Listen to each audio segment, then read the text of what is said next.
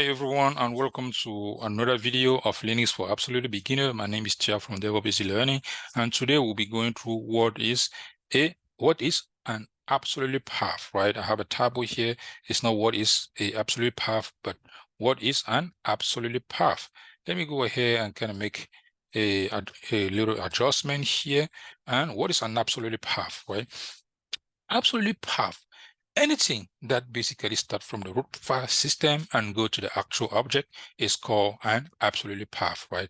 That means if we have something that starts from the root file system and it moves to the actual object, we call that an absolute path. And the relative path will start from where we are to start from the current directory where we are to the actual object. For instance, if we check here, you guys will see here that this one here, it is, if I'm going here, this is the full path, right? The full path, which is an absolute path. This one here, it is the full path, which basically starts from the root file system because this is home, and this is an absolute path. Even here, absolute path, but the relative path here, relative path start from where we are. We are here in Mountain. Relative path, we are here in Calm and Giant. This is what, from here to here, it is a relative path, and this is an absolute path, the whole thing from the root file system, right?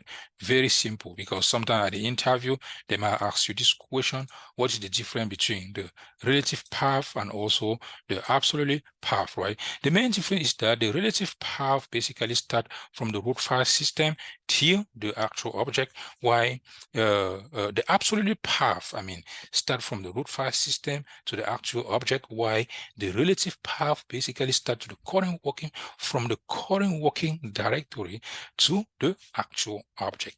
That's it for this video, guys. If you like this video, please let me know in the comment below. And also, if you have not yet subscribed to our YouTube channel, please go ahead and do so. Please also do not forget to follow us on social media such as LinkedIn, TikTok, Instagram, and so on. Thank you. Bye-bye.